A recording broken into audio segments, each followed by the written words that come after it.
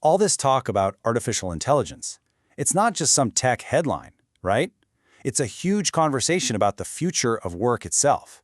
And really, at the heart of it all is this one single question that affects every single one of us.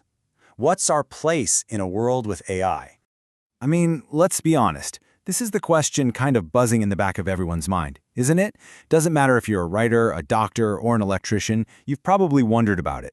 And yeah, it can feel a little unnerving, but the answer isn't about fear. It's really about understanding our own unique advantage. So, here's our game plan for this explainer. First, we're going to tackle that big question about AI and our jobs head on. Then, we'll get into what makes us human, those indispensable qualities. From there, we'll dive into the specific career areas where we really shine, things like connection and creativity. And finally, we'll bring it all home to focus on your future. All right, let's dive right in. Section 1, AI and our jobs.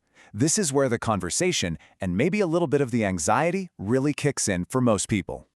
You see the headlines, right? The fear is that these super intelligent machines are just coming for all of our jobs. But the reality? It's way more nuanced and honestly a lot more empowering than that. It's not about a total replacement. As we're going to see, it's about understanding the unique advantages that we as humans bring to the table. Advantages that AI simply can't copy.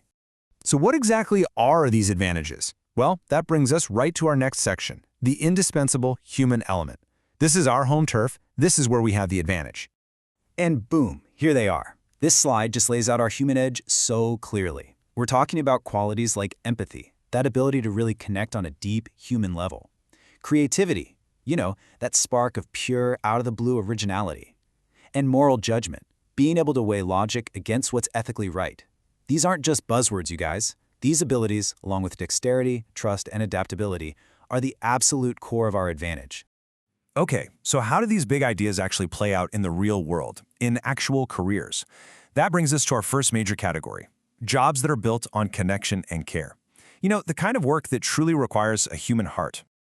Just look at this table. It shows perfectly where that human touch is, completely non-negotiable. Think about healthcare. Sure, a machine can analyze an X-ray, but can it comfort a worried patient? Or make a split-second nuanced judgment call in an emergency? No way.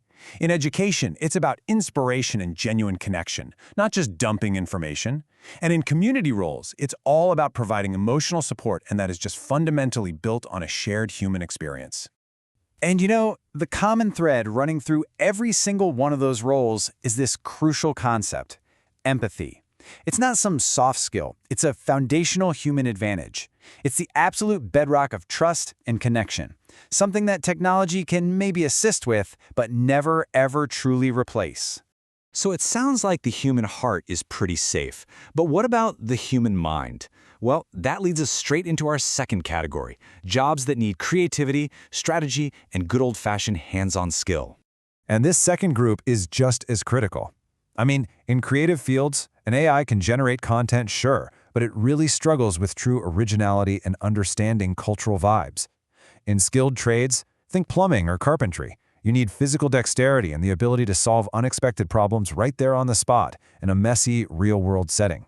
And then you have leadership.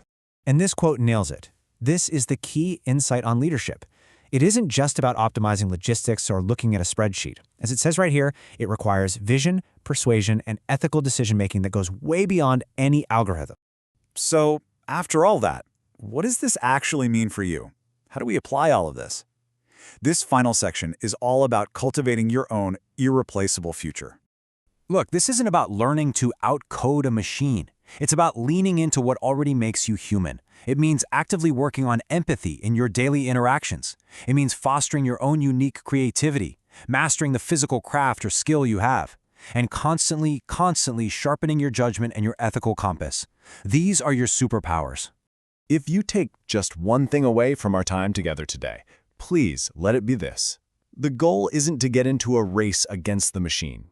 It's to double down on what makes us human, and to do that work exceptionally, brilliantly well. So, as we wrap this up, I'm going to leave you with a question to chew on. When you look at your own talents, your own passions, which of these uniquely human skills, empathy, creativity, dexterity, or judgment, which one will you choose to champion in your own career? because the future is really waiting for your answer.